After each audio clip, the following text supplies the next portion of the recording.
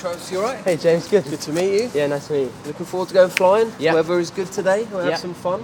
Yeah, let's It'll be a little bit different as well. Yeah. Cool. We'll get kitted up as well. I've got a suit for you. I've got the helmet. Right. And I'll run you through everything. It's all easy peasy stuff. Great. No problem for you. Okay, cool. Let's do it. Yeah, let's go.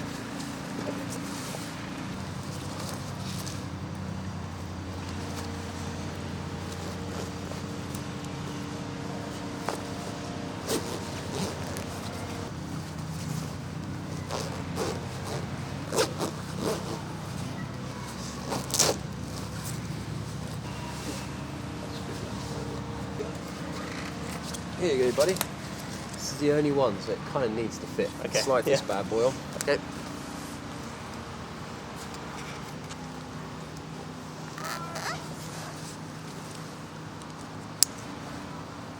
Cheers. Yeah.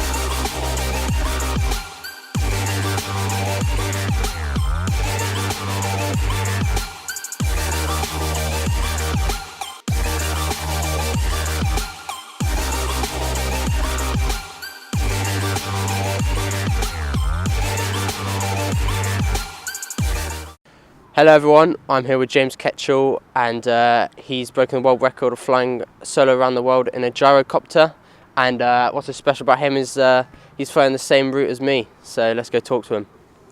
Good morning. How are you? I'm good, how are you, James? Very good indeed, thank you. Did you enjoy your flight? Yeah, it was amazing. Good. Yeah. Good. Okay, so I just wanted to ask you how much planning went into your flight?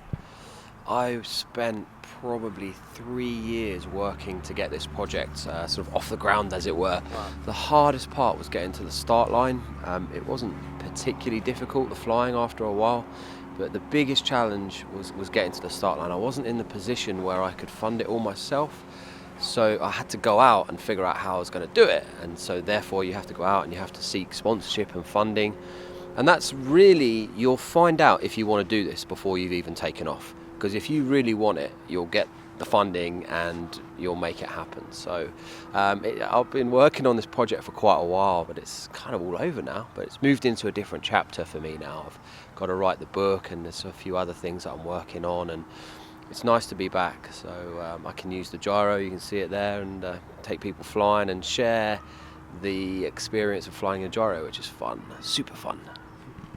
Great, okay. Okay, next question. How much experience did you have before your flight? So I had, to be honest with you, I had limited experience. I didn't have as much as probably most people would expect before setting off to fly around the world. I think I had about 200 hours on gyros. But you're going to get the experience as you go. But you have to, if I can give you one bit of advice, that is, find people who've already managed to do what you want to do and take advice from them. There's lots of people out there that have a little bit of experience, but they think they know everything. And those people are very well-meaning people, so take advice from everyone. But find some good mentors, some good people that really do know what they're doing, and listen to them. I was very lucky, I had some good people around me helping me, and I know you do too, so you'll be just fine. Okay, so moving on to your journey, what was the scariest experience you had? I think for me the scariest experience was actually very close to home. I was flying from Greenland to Reykjavik, and I knew the weather wasn't going to be brilliant, but I knew it was flyable. But then when I got out and I was in the middle of the Atlantic at this point, there was no turning back, I was committed. And the clouds dropped quite low, and I think I was flying about 150 feet above the water with very limited visibility. But sure enough, it got better. But I was a little bit nervous at that point. But your training will kick in, the things that you've been doing to prep and prepare before you go. And this all goes back to having the right people supporting you, telling you what the right thing to do is.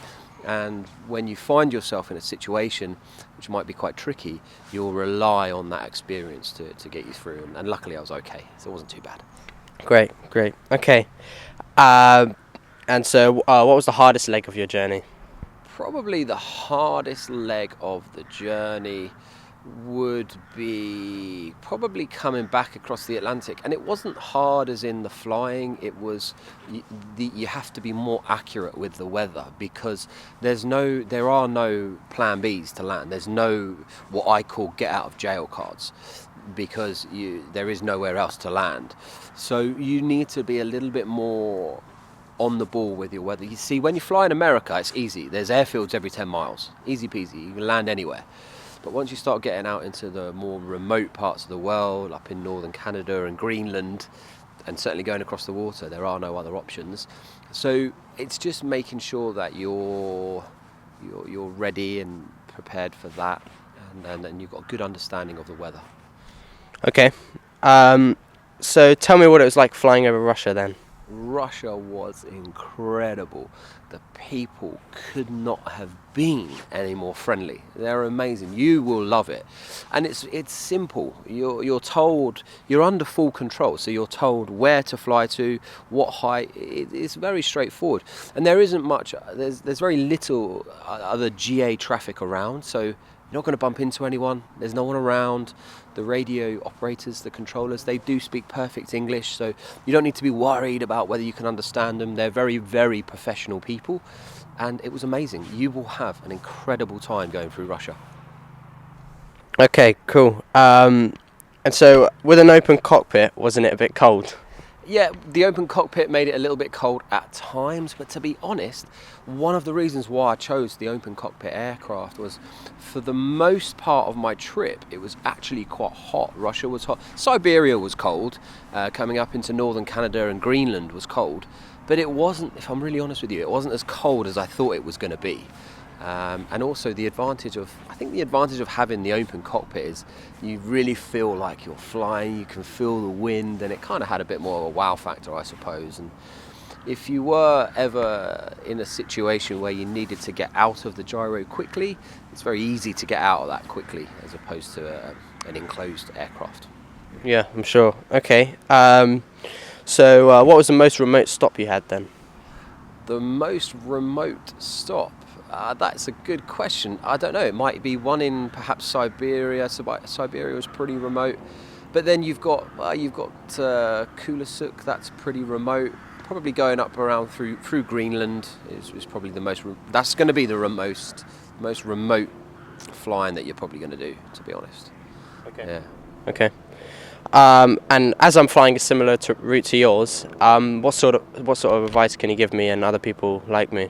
My advice would be just to enjoy it. It's actually a really good route put together by General Aviation Services Egypt. They did a very, very good job of putting that route together, and it's perfect.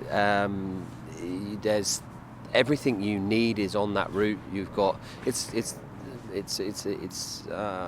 has been flown before, and one of the things that I think that I sort of took away from that is, when you land there, you may not know anyone, but by the time you leave there, you'll have friends. Everyone, it doesn't matter where you're stopping, whether it's Russia, Greenland, wherever. As soon as you land, you will have people coming to help you and look after you, and that will stand you in really good stead going around the world, trust me. So just enjoy it. Great, okay.